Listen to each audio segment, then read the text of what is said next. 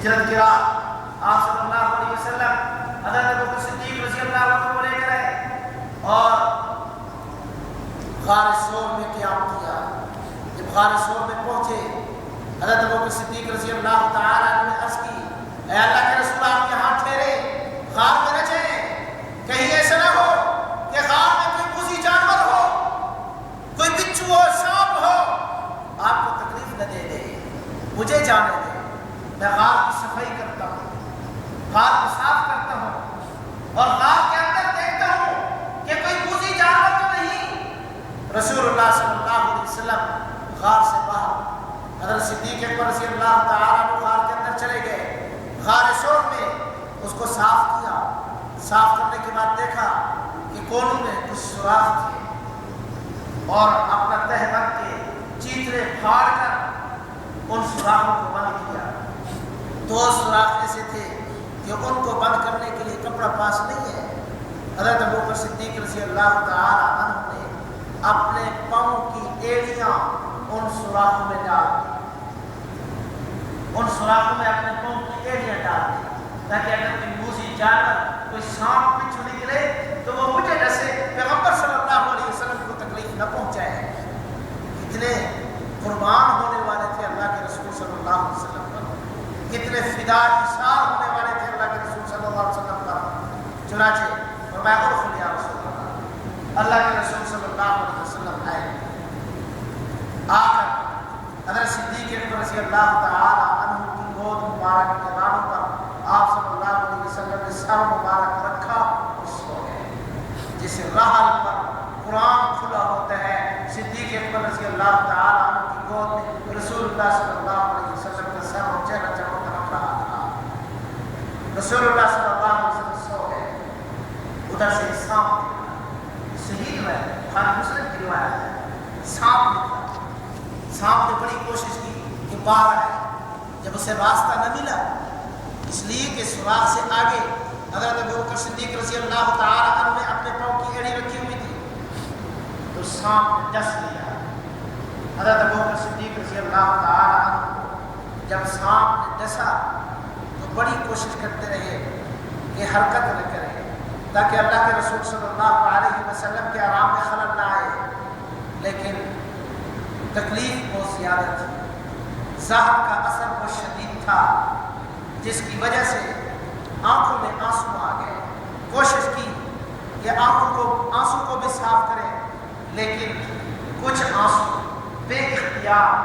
اللہ کے رسول صلی اللہ علیہ وسلم کے چہرے انور پر گرے۔ حضرت ابوبکر صدیق رضی اللہ تعالی عنہ کی آنکھوں کے آنسو، وہ آنسو کتنے مبارک تھے جو زمین پر نہیں اللہ کے رسول صلی اللہ علیہ وسلم کے چہرے پر گرے تھے۔ یہ بیان کرنا آسان ہے، سننا آسان ہے، دیکھنا آسان ہے، لکھنا آسان ہے، لیکن اس طرح عملی کردار ادا کرنا یہ ہر ایک کا کام نہیں ہے۔ جب آپ صلی اللہ علیہ وسلم کے چہرے انور پر، پاک چہرے پر پاک آنسو گرے، حضرت ابوبکر صدیق رضی اللہ عنہ کے آنسو بھی پاک تھے، اس لیے تو چہرے پر اللہ نے آنے دیے، ورنہ ناپاک چیز کبھی اللہ کے رسول کے قریب نہیں آئی، اور دور مکھی کبھی نہیں بیٹھی اللہ کے رسول صلی اللہ علیہ وسلم کے جسم پر یا کپڑوں پر۔ پاک آنسو تھے، چہرے نبوت پر گرے، اللہ کے رسول صلی اللہ علیہ وسلم کی آنکھ کھلے۔ فرمایا ابوبکر کیا بات ہے؟ فرمایا اللہ کے رسول کسی چیز نے ڈس لیا ہے، کوشش تو بڑی کی کہ آپ کے آرام میں خلل نہ آئے، لیکن بے اختیار آنسو نکلے اور آپ کے چہرے پر گر پڑے اور آپ جاگ گئے۔ فرمایا کہ وہ پاؤں میری طرف کرو۔ حضرت ابوبکر صدیق رضی اللہ تعالی عنہ نے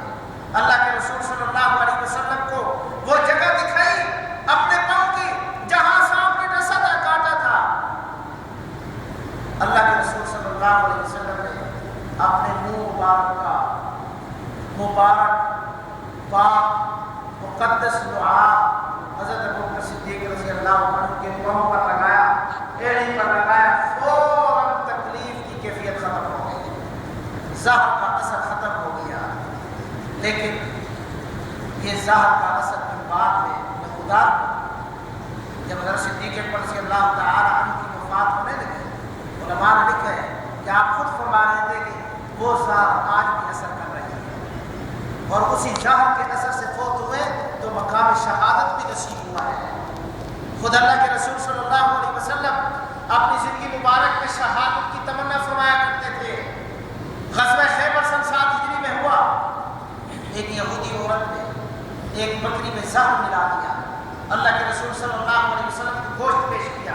اللہ کے رسول صلی اللہ علیہ وسلم نے گوشت کا تھوڑا سا حصہ اپنے منہ میں ڈالا تو گوشت نے خود کہا کہ مجھے نہ کھائیے، میرے اندر زہر ملا ہوا ہے۔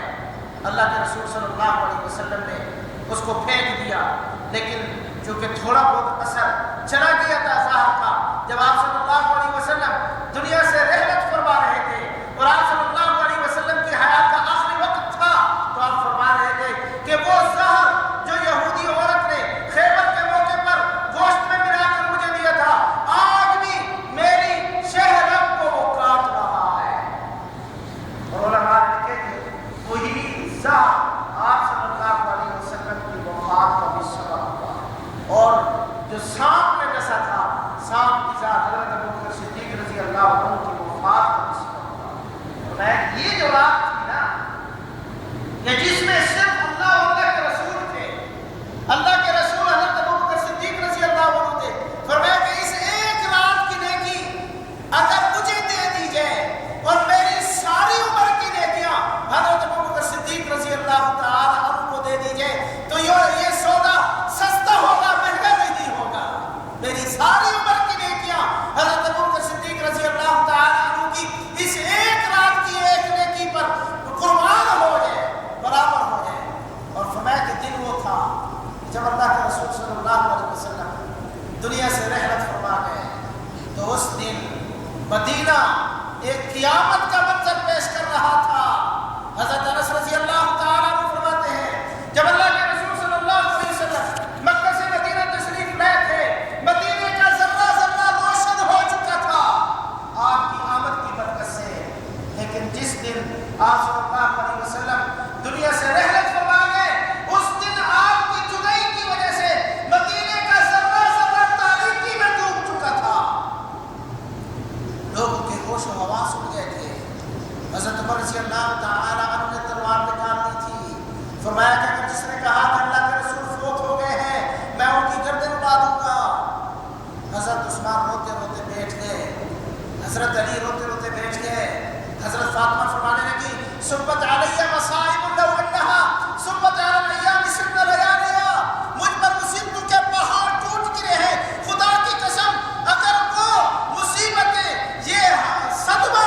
دلوں پر آ جاتا تو دل بھی برداشت نہ کر سکتے، دن رات میں بدل جاتے۔ اس قدر حزن کا، غمگینی کا، صدمے کا عالم تھا۔ اس لیے فرمایا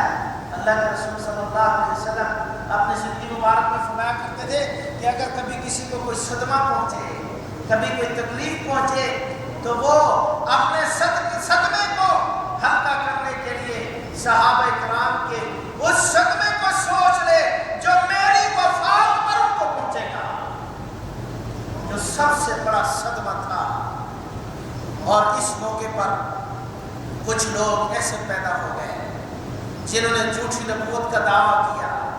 حضرت ابوبکر صدیق رضی اللہ عنہ نے ان کا قلعہ جمع کیا۔ کچھ لوگ ایسے پیدا ہو گئے جنہوں نے کہا زکوٰۃ نہیں دیں گے، زکوٰۃ کا انکار کیا۔ حضرت ابوبکر صدیق رضی اللہ عنہ نے فرمایا زکوٰۃ نہیں دو گے، جو اونٹ کی رسی تم زکوٰۃ میں اللہ کے رسول کو ادا کیا کرتے تھے، خدا کی قسم اگر وہ رسی تم زکوٰۃ میں نہیں دو گے تو میں تمہارے خلاف لڑوں گا، جہاد کروں گا، تمہیں نہیں چھوڑوں گا۔ حضرت عمر رضی اللہ تعالی عنہ نے کہا اے خلیفۃ المسلمین، آپ دیکھ رہے ہیں کہ نازک مرحلہ ہے، مشکل وقت ہے، غمگینی کا عالم ہے، پیغمبر صلی اللہ علیہ وسلم کی جدائی کا صدمہ ہے،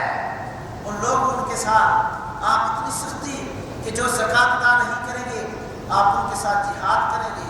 تو آپ نے حضرت ابوبکر رضی اللہ تعالی عنہ نے حضرت عمر رضی اللہ تعالی عنہ سے فرمایا اجبار